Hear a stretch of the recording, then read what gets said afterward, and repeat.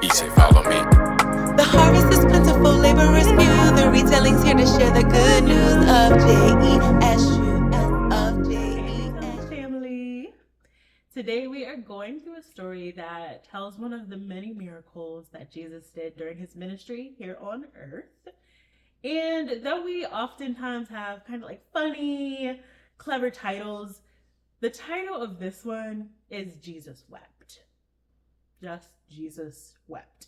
You will see why as we get into it, but I think that it's an important part of the story, and I wanted to stick true with that as we get into it. So, this story tells about the death of Lazarus and how Jesus used that death to glorify God, how he used that death to just excite people about the power of God and his ministry, and how he made a huge difference in the lives of his friends. But also, it's very much about how he felt very real human emotions during his time here on earth. So I'm excited to delve into it with you. Now, Bible check, because you know we always like to say you can read it for yourself. Read it for yourself. Read it for yourself. You can find this story in the book of John, which is in the New Testament. It is in chapter 11, and it's verses 1 through 44. So feel free to read it for yourself, see what you get from it. If you see something different or something exciting that pops out to you, feel free to put it in the comments. Let us know. We're always excited to see what you get as you read through the Bible with us. Yeah, Jesus cried, y'all. He cried. He cried. Like whole tears. Real tears. Okay. So let's get into it. As we start out, now this story is going to focus a lot on grief. And I feel like grief isn't something that we talk about enough in communities of believing. Like sometimes we think that grief is a bad thing, and I'll get into that a bit more later. But the reflection question that I want to put out there is talk about a time that you grieved and how it affected your faith. So for me personally, I recently lost my grandfather. He had a stroke, and then a couple days later had a second stroke right as we thought he was recovering. And that second stroke took his ability to speak, and it brought on dementia. I don't know a lot about the neurology of things, but it essentially affected his brain, and it made him start to decline in dementia over the past 2 years. And for me, it was really interesting to see how my prayers changed during this time. As at first, as things started to go down, and my grandfather was a firm believer, very much a man of faith. So at first, I was just like, God, I'm going to let you be God. Like, your will be done, whatever it is, right? And that's easy to say at the start of something, but then seeing my grandpa decline and suffer, those prayers started to change, and not necessarily in a negative way. So after he lost his speech, one of my big prayers was for him to regain his ability to speak. I think it would have just been helpful because he often felt frustrated when people weren't understanding him, and dementia can affect the mood a lot, so it would make him feel sad at times, misunderstood. He would be kind of forlorn in spirit. So I prayed for him to get his speech back, and then I started praying over his mental health. I started praying over the team that he was seen from, his assisted living facility, as well as the hospice care when they came in. And when I tell y'all, they were just a truly God-ordained. I think that hospice work, assisted living, anything like that, you have to have a calling for it to be able to do it and do it well. And I 100% saw that in their patience for him and the way that they loved him. I would go visit him in Jacksonville, and they would be like, oh, look at this picture we took on Halloween. Look at this picture from here. On their personal phones, they had pictures of my grandpa because they loved him that much. So that was very encouraging to see. So I prayed for them. I prayed for the speech. I prayed for his mental health. And as he really started to decline and his hospice workers kind of gave us an idea of what to expect, right? We never know when someone is going to go. That's something that only God can know. But they would say, his appetite is really starting to wean. He's losing some weight. Like, these are some of the stages. So they kind of prepared our hearts for him to pass. So I started praying for that. And I started praying for just his comfort, for knowing that God was going to welcome him home and that his healing might not be on the side of earth, and for God to help me to be okay with that, to know that when he did go, that he was going to be, I'm sure, dancing, very much dancing in heaven, and very much having that voice back. And while I miss him so much, and he was just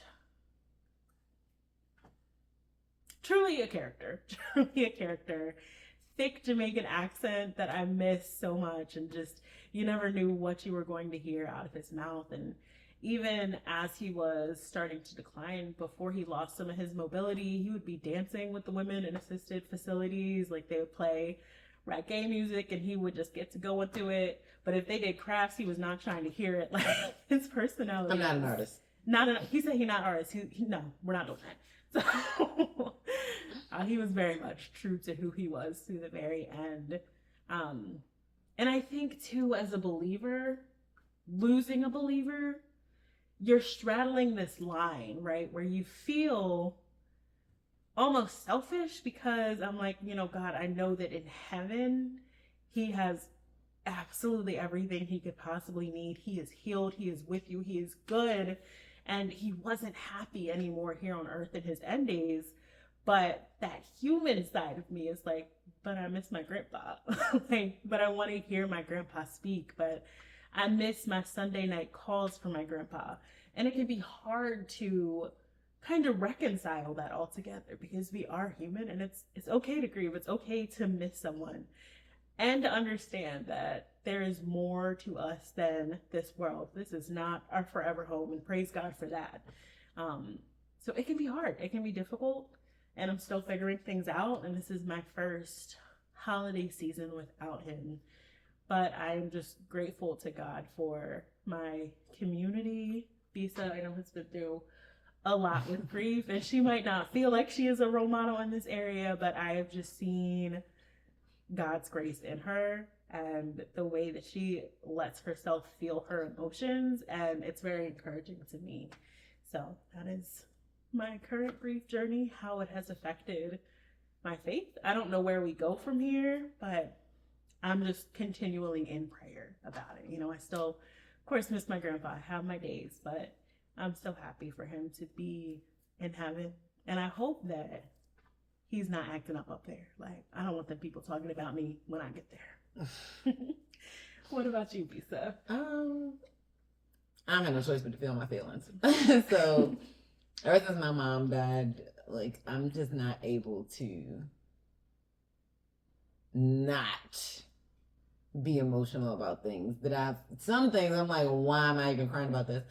And I've learned to not fight it.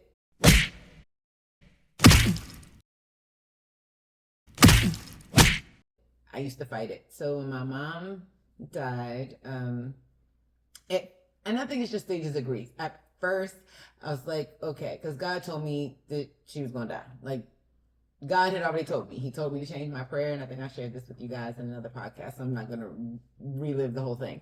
So in that, I was like, okay. Now, as we went through it, I did start to become angry with God, because I'm like, why did you have to take my mom? Me and my mom were besties. I loved my mother. And it became increasingly harder as time passed. And people say, oh, time heals all wounds, whatever. I feel like it's just my new normal, and I'm learning how to live with my new normal. I don't know if it gets better, because my 4th year without her, you couldn't say, I couldn't talk about my mother and not bawl my eyes out. So I can't say, oh, it gets better. I just think it's different. It gets different, and you just learn how to navigate your new normal. This year, so far, I'm okay, until we had a guest pastor that wanted to talk about grief, and well, needless to say, I was a whole mess. I recently lost my aunt last year.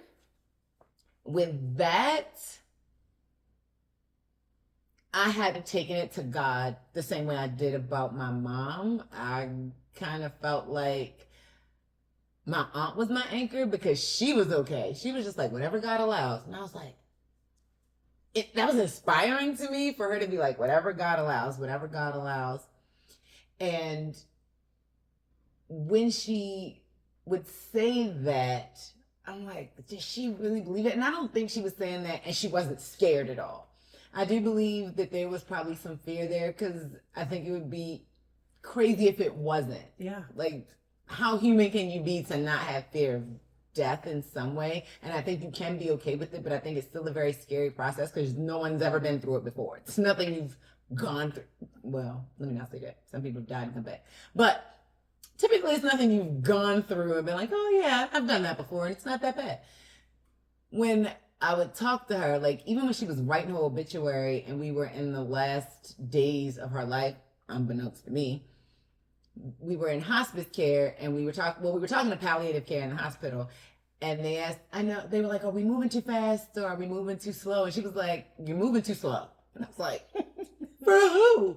And as she was saying she was okay, me and my cousin are bawling our eyes out, but she was so steadfast, strong, and immovable, and her faith just encouraged me even more. Now, I didn't lose my faith when my mom died. I got angry at God, but I took it to God. I prayed. I still read my Bible. I still listened to worship music. I was still even though I was mad at him, I prayed even more because I'm like, only he can relieve me of this pain. Only he can comfort me. Like, I have friends who could comfort me, give me words of comfort, pray with me, all of those things. But I'm like, there's no comfort like the comfort of the Lord. Amen. He knows where they are. He knows they're in a better place, and it was his plan. When it came down to my aunt, I was super upset because I'm like, why are you just taking everybody from me? And that was a real feeling for me. That was a real thought. Like, why are you taking everybody from me? And I felt that way because she was my last immediate family member. I have no siblings, at least from my mom. I have siblings from my dad, but I haven't found them. I have no siblings I have no maternal siblings. My grandparents are gone. My uncle's gone. Now my aunt's gone. My uncle and my aunt didn't have any children. So it's literally just me from my immediate family. And that makes me feel very lonely. And I used to talk about this and not be able to like get through it without being emotional. But it's just a testament to God just sustaining me and strengthening me through this process, because I continue to know that I'm not alone and won't allow the enemy to trick me into saying that, oh, you are alone in this world, and to look for companionship in a man or try to sober my feelings with alcohol or things of that nature, but to really just continually tap into God. And it's hard. I don't always read the word. When she first died, I barely wanted to go to church. I didn't want to do anything, but I also understood that was depression, and I had a therapist for that. So I think there's things that you have to do. And when you're grieving, it's okay to grieve. I encourage you to feel your feelings. Don't try to hold them back. Don't think of it as a regression. Don't think of it as a sign of weakness, because it's not. It is human emotion, and the only way to move forward is to go through. You can't move forward if you stop and you try to hold everything back and you try to remain in the past, or just constantly, that's what memories are for, to think about those things. But like, how do you move forward in your grief? And a big part of moving forward in your grief is giving it to God. Yeah. Grief is heavy. It's so heavy, and it's not a burden that we are meant to carry alone. And the reaction that we see from Jesus shows us that he understands emotions. He feels things too. He doesn't like death either. Death wasn't even supposed to be something that was in the original design for people, but sin brought it into the world. And now we have to live with it. We have to know that it is a part of our life cycle. But just because we know it's there, we know it's happening, it has to happen, doesn't mean that we can't share that burden with God. Yeah. Doesn't mean that it's a burden that's too heavy for God, because praise him, nothing is. And he's big enough for all your anger, all your feelings. All He's big enough to handle it. And you may find that your reaction to different circumstances and the way that you take it to God looks different. And I'll get into that later too. So this story is about siblings. And actually, one of my brothers called me as we were preparing for this episode. And I'm like, I see you, God. Because first of all, I called this man 2 weeks ago and he just called me back today. But it just reminded me, like when he called, I felt so full in spirit and just so happy to hear from him. And I won't lie, like my siblings, sometimes they were the absolute last nerve that I have in my body, but I feel like it's important for us to have a relationship, and hearing from them and seeing how they are creating families and raising kids and moving in the word, or not moving in the word because they're not all believers, is just, it really gives me life. So I'm thankful for the siblings that I was gifted with, even if sometimes I want to gift them right on back. So, these siblings are Lazarus, Mary, and Martha. Now, as this story is starting, Lazarus is very sick. And when I say he's very sick, I don't mean like a flu, I don't mean a COVID, like he's on his deathbed. He is very, very sick. And Jesus has a relationship with Lazarus, Mary, and Martha. Like they have had dinners together, they spend time together. They are his friends, very much so. Mm-hmm. Him and the 12 disciples have all stayed at their house. Like all 12 of them. And that's a lot of people to have over. It is. Which means they had a nice house. Yeah. They have room. They had a lot of floor space or something. Something. To host all the disciples. I digress. So Mary and Martha send word to Jesus that Lazarus is sick because they know Jesus has the power to heal him. And they say, the one you love is sick, which, you know, not just your friend is sick, your boy is sick, Lazarus is sick, our brother is sick. The one you love is sick. Because we know you're the Messiah. Yes. And you love him. You got the power and you love him. And we love you. It's all good. Right? And they're expecting Jesus to like put on his, I was going to say cloak. I don't think that's the right term. He's about to produce magic? What? Put on his robe. Yeah, they were just expecting him to pack his bags and go and be over there and save Lazarus because our brother is on his deathbed and Jesus can fix it. Yeah, we calling you. Show up. Yes, we need you right now. Like, right now. Yesterday. So Jesus gets this note and he waits 2 days. And as he is waiting, he's saying like he is going to use this, we'll call it a near-death experience, to glorify God. Which no one, I'm sure at the time, knew what that had meant. But Jesus knew what was up. Yeah, because the disciples like, we going? We leaving? We packing up? We on the way? It seems urgent. No? Oh, okay, all right. But 2 days. So by the time that he gets there, and Lazarus is in Bethany. Mind you, the last time that Jesus was in Bethany, which was not that long ago, he had an issue. Like, people were trying to stone him. So he's telling his disciples they need to go to Bethany, and the disciples are like, are you sure? Because I don't want to go to Bethany. Yeah. Do you remember what happened last time? Yeah, like the disciples aren't really feeling it, but Jesus is like, yeah, Lazarus is there. Like, what are you talking about? So he takes his time, but he decides to go and see them over in Bethany. But by the time he gets there, Lazarus has been dead for 4 days. So Jesus is late by people time, not by spiritual time, not by his time. You know, we always say that He really ain't late. He's not late. He's not. He's late to them, right? He's late by Mary, Martha, and Lazarus time. Because the funeral done happened, the people are in the midst of the grieving ceremonies, all of this. Lazarus is in the grave. Yeah, because they mourn for like, what, I think 7 days? I think so, yeah. The sackcloth and the dirt on the head and all the things. Yeah, Receiving the family. It's a whole ceremony, and they are in the midst of it because 4 days have gone by.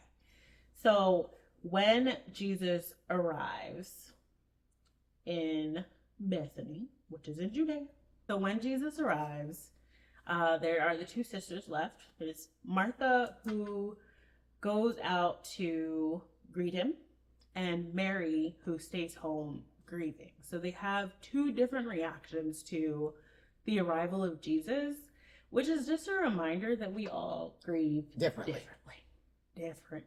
Very much right? And I think that for Martha, she just like needed him. She needed to see him. And it could be that she rushed out in a rage, like, Jesus, where have you been? We called for you. It could be that she just needed that reassurance. It could be, we don't know. Did you get my text message? Right. Like, did you see the note we sent? Message received, yes or no. Did you see it was urgent?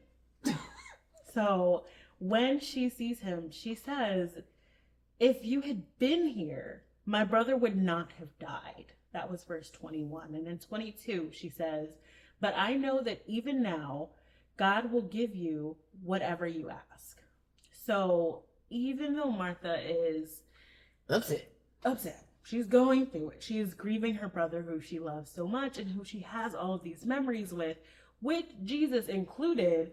She says, you should have been here. Where were you? But she still has an understanding that God is God. Yeah. Even in her grief. She has a reverence for him. Yes. She has a reverence, a respect, a love for him, even though her heart is very much broken. Mm-hmm. And Jesus kind of uses this time to minister to her, right? So in verse 25, Jesus says to her, I am the resurrection and the life.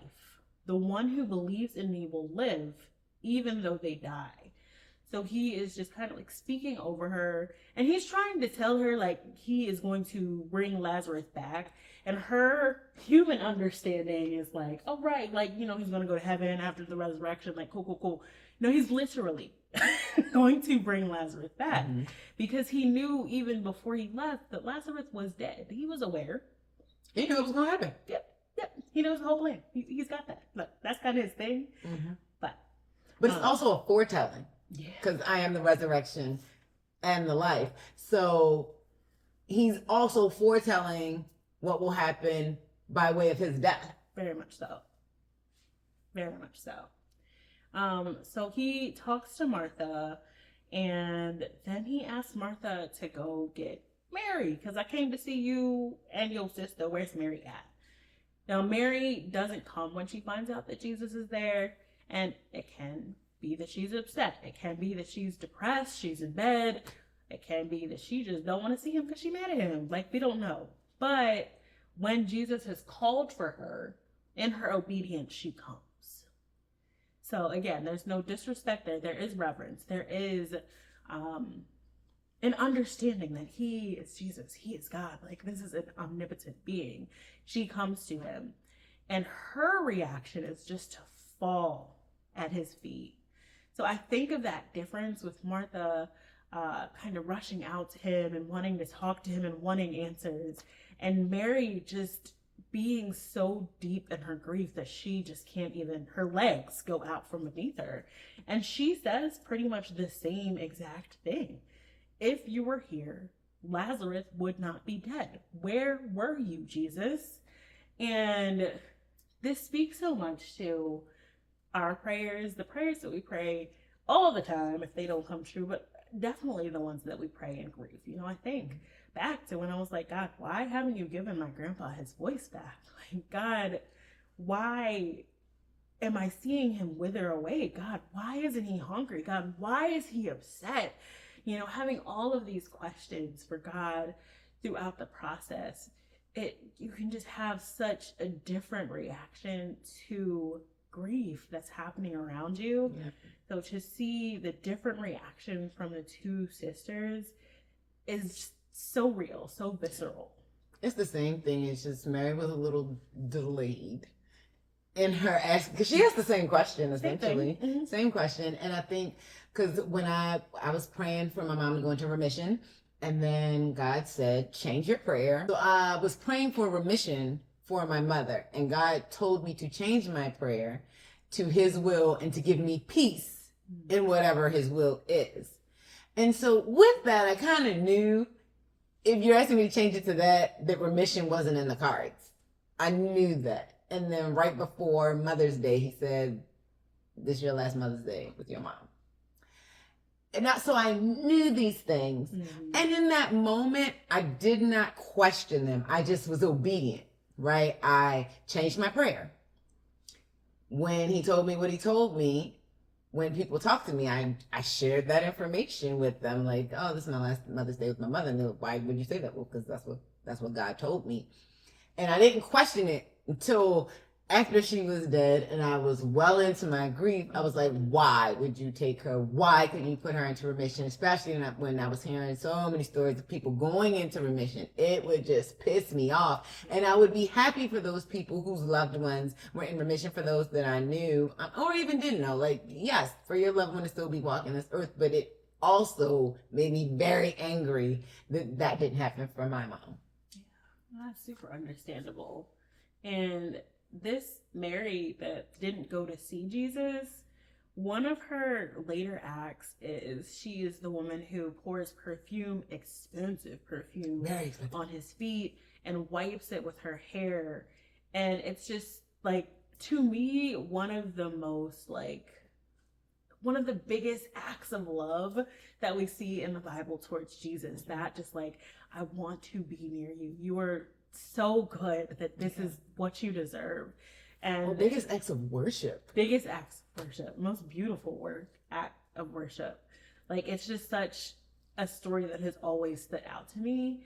And to know that this same woman, when Jesus comes, is so deep in her grief that she doesn't go to him at first. She doesn't go to him until she's called for. And when she is called for, all she can do is fall to her knees and say, Jesus, where were you? My brother is dead because you didn't come. This is that same woman. And that just really resonates with me, to know that love she had for him was so great and so real and so powerful. But in this moment where she's grieving, she big mad. She was sitting in the house like this. Someone was like, Jesus was coming. She was like, Martha was like, I'm going out. Okay. Go ahead. I'm not impressed. I'm not going. And then Jesus called for her. She was like, oh, he is the Lord. Yeah. And she went. And I don't know if it was begrudgingly or not, but I could just see her being like, I'm not going. Like I'm going, but I don't want to, because where was you at? Yeah. Well, when she was called, then she was like, well, now I'll say something because I have been summoned. But outside of that, I would have still been in the house. Yeah. And when I think of her just collapsing at his feet, like, I think that's probably something that she didn't even know was going to happen. You know, she probably had so much that she wanted to say to Jesus, but she just became so overwhelmed with emotion that she just fell out, essentially.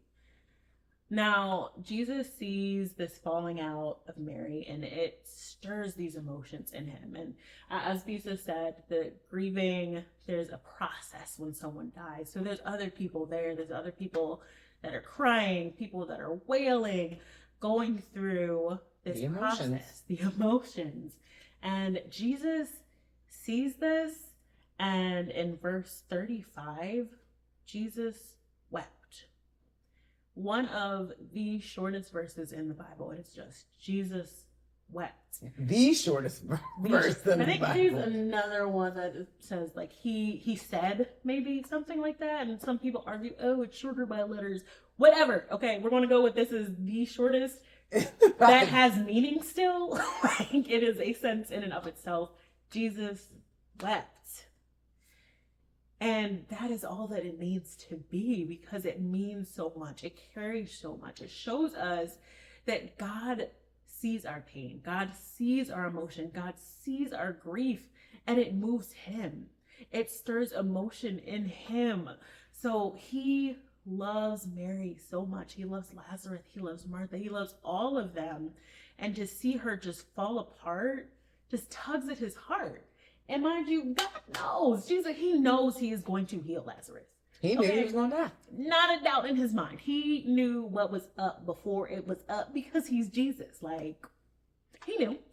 But to see these visceral reactions from all of these people just tugs at his heartstrings to the point that he weeps. Because he is 100% man. Human. in the flesh. Like when he came to this world, he did it as man. As man. And with that comes emotions, and with emotions comes grief. So Jesus weeps, and then he asks them to move the stone that is in front of the tomb where Lazarus is. Also a big foreshadowing of what's going to happen after the resurrection. But he asks them to move the stone, and Mary's like, Jesus, he been dead 4 days. Like, it's gonna stink, okay? It's not going to be a pleasant smell in there.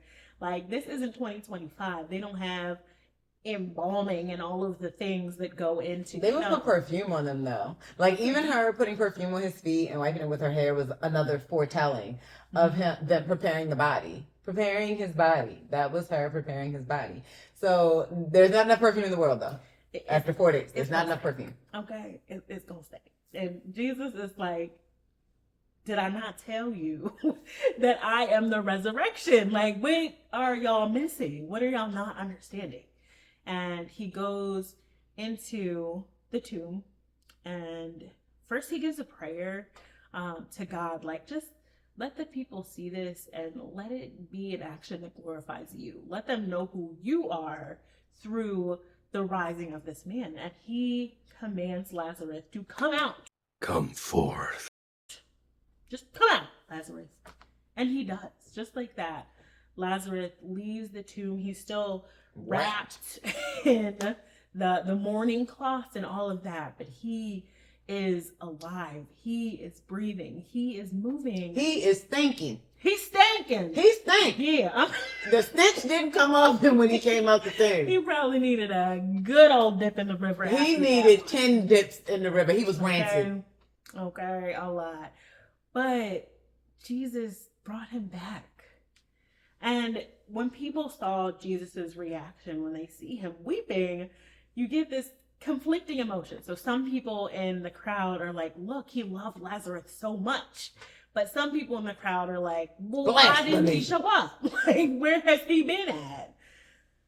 And we get that, right? Because these are all parts of the mourning. These show the reactions of Mary and Martha. We get it, different worlds. But Jesus speaks life over death for Lazarus, whom he loves so much, and brings him back to life so he, Mary, Martha can continue their journey, continue their fellowship, and through it all, what he has been planning since get-go, God is glorified.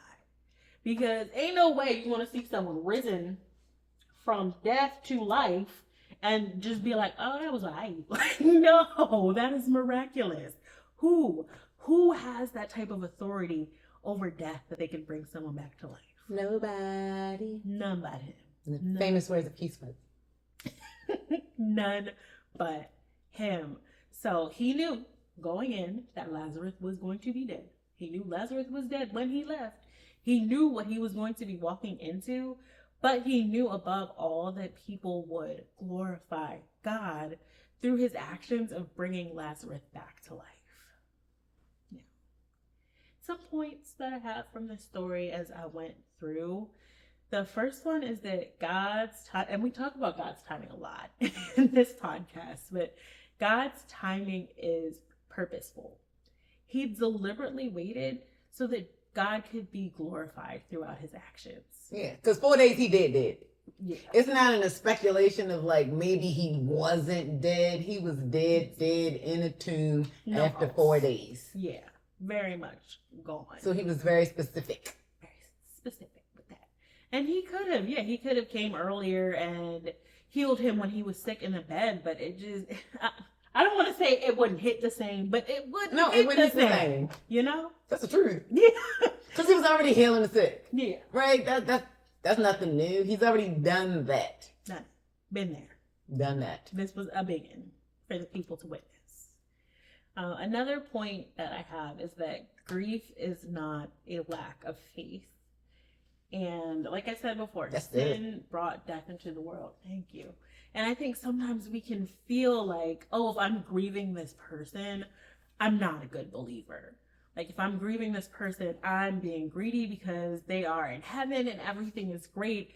It's okay to grieve. Or like, I'm grieving this person and I don't believe in God, but that's not true because even Jesus grieved. Is what this story is essentially saying. Yes. Jesus also grieved.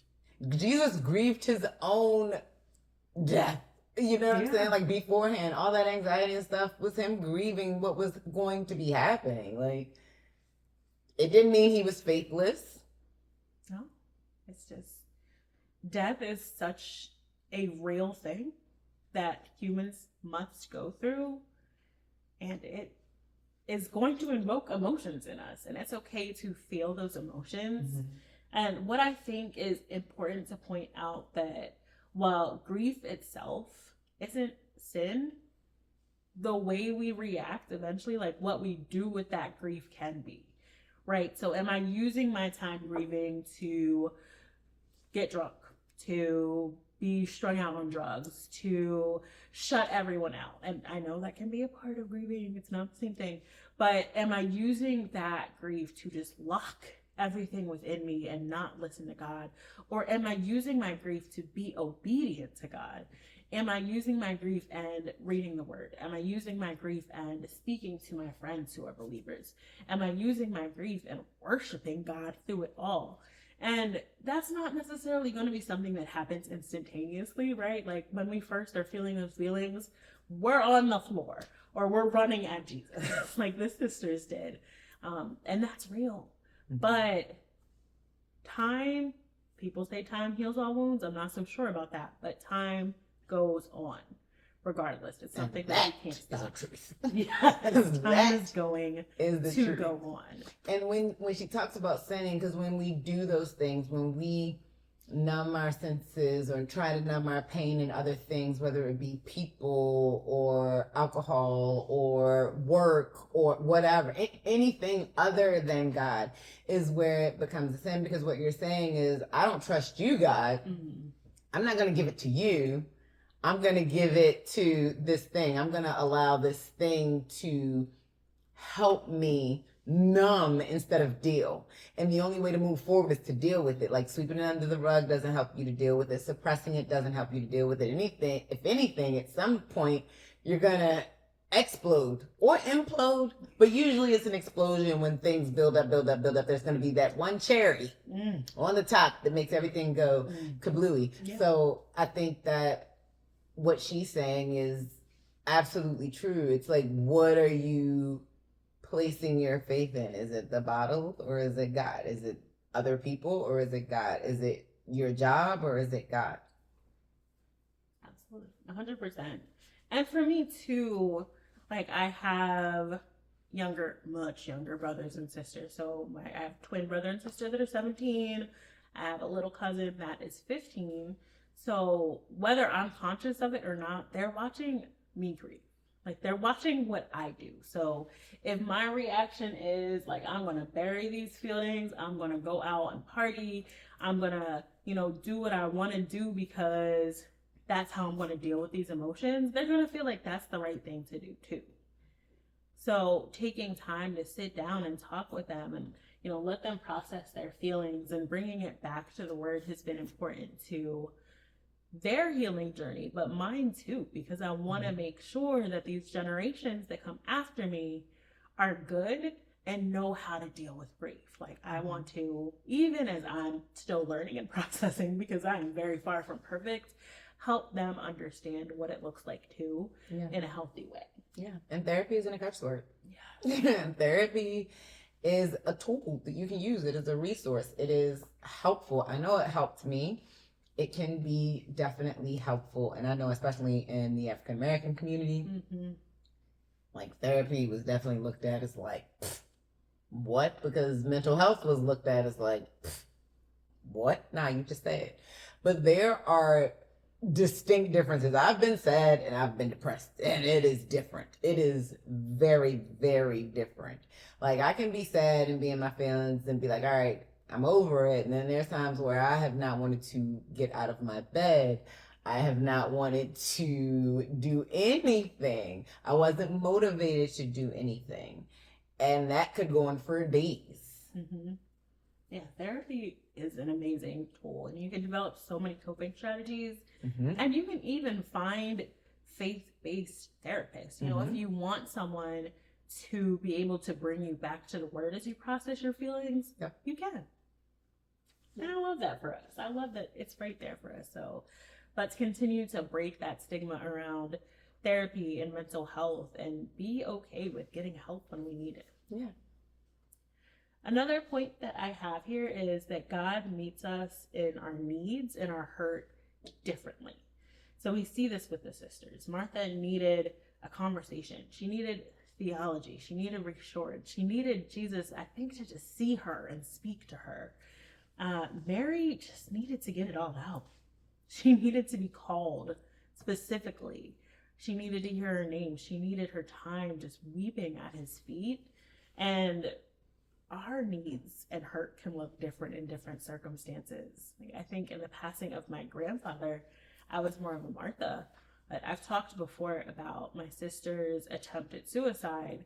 And I'll tell you right now, I was a Mary. 100% a Mary. Like, I just remember being in my car screaming, like, God, she's so young. How could she feel like this? And I don't understand. And just, I mean, bawling my eyes out because I love her so much. So the way that we react to different circumstances can be very different as well. But regardless, God sees us and he's going to meet us where we are. If only we're willing to listen, to reach out, to be obedient. And the last thing, and I went through this a bit before, but Jesus has authority over life and death. He is Alpha. He is Omega. He is omnipotent. Like, no one but God. He's like, I'm the guy. He is. I'm the Truly, guy. that guy. Hashtag that guy. Hashtag that guy. I like that. Yeah. And he is, and then he says it. I'm the resurrection. And those who believe in me, which is definitely foretelling what we go through today, right? We will have life beyond death. Mm-hmm. He's saying that we will not die. Like Lazarus died in body. But we will live on in spirit. Like, this is not the end for us. Yeah. This plane is not the end for us. Yeah. And I think that's hard to reconcile sometimes, right? Like, because we're in the earth. Our life revolves around what's here right now, but there's so much more to this after. Because everything is going to fade away. Like those, it's going to fade away. Yeah. And the things that are just so important to us, they not. They won't be. Yeah. No. They won't be. They will be gone. Mm-hmm. Now, the Bible talks about grief in many different places, so I pulled 3 verses. One is Matthew chapter 5, verse 4. That is, blessed are those who mourn, for they will be comforted. So we know when we are going through it, and we will go through it, Oh, child. that there is comfort. There is comfort. So I would just encourage y'all to feel your feelings, but still practice that obedience. Still talk to God about it. Talk through things. Work your way through it. Use healthy coping mechanisms. But like I said, death is heavy. Grief is heavy. It's not a burden that we are meant to carry on our own. So don't. It's not. And it was helpful that my mom's friend, my friend's mom passed before my mom. So like, it was helpful that she knew exactly what I was going through. We grieved differently, but we understood the same loss, the magnitude of that loss. Our relationships were different with our mothers, but she understood exactly when I was crying because I had to change detergent, which was the stupidest thing to be crying over to me in life. And I was so mad that I was upset about it. I was so mad that I was in the doctor's office crying about it. And she was the first person I called. And I was like, I'm crying. And I was still crying. And the things that she said to me in that moment comforted me. And like, I understood what she was saying. She's like, girl, you lost your anchor in this world. Like, your mom, the only one who has known you your entire life. No one, like, your entire All of it. life. She carried you for 9 months, then birthed you, and then up until her last breath. She is the only one who knows you. Yeah. And I was like, Like it made sense. You're It right. really comforted me. Yeah. And I don't know why that was the thing that comforted me, but I was like, that makes sense. It made sense. I guess that's why it comforted me, because it made sense. I was like, okay. Yeah. This isn't just stupid crying Been through over something. detergent. A that I big could change, care about. a tiny change can feel like the entire world. And it did. Any rejection or change felt like the biggest things ever. Like, ever. I can definitely see that. And I'm glad that you had a friend. Well, I'm not glad that she had to go through it, but I'm glad that you had a friend that you could reach out to, like someone who could understand, someone who was in your shoes. Yeah. She could really empathize. Yeah, definitely. Let's see. In Psalms chapter 30, verse 5, we have, weeping may last through the night, but joy comes with the morning. The morning, not MOURNING, but the Like daytime. The morning. The daytime. The next day. Or I'm sure you may have heard before, joy comes in the morning, right? And that is the idea that we won't be in grief forever, right? Grief is not our personality. Sadness is not our personality. It's temporary. Depression is not our personality. Joy comes in the morning. When we firmly root ourselves in our identity as God's children, joy can come back into our lives. It might not feel like it immediately, and that's okay. It takes time. It takes time. And like I said, time is going to pass. And then the last Bible verse that I have here is from Revelation. And you really rarely hear me say anything from Revelation. Really hear anybody. Yeah. It can be a little scary. But this is Revelations 21, verse 4. And that is, He will wipe every tear from their eyes. There will be no more death or mourning or crying or pain, for the old order of things has passed away. Thank you, Jesus. Thank you, Jesus. And that just reaffirms to us that there is more than this world. So much more. More to come.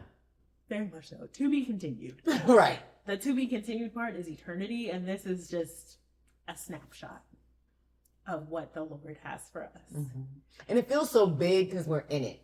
Yeah. Right? It feels so big in everything that you want to accomplish. We all have our own wants and needs and plans. But consulting God on what that should look like is life. It really is life changing in how you move, because if you've consulted God and He has spoken to you, then you don't waste time. Yeah. If that makes any sense. You no longer waste time. Like David didn't waste time doing certain things because he just consulted God and was like, hey, which one we do? Oh, really? Cool. Right. We'll do that. Yeah, he didn't have to stumble and bumble and be like through the darkness because he was just like, I'm just going to ask the light. I did. And did. All right. Now, so for today's tea, the takeaway, Jesus wept. What is it that you're weeping about? What is it that you are mourning or grieving? Or not. Or not. Or what have you locked away in your heart that you need to talk to God about? What burden can you put on Him? And just remember that He is strong enough to take them all. All of them. Praise God.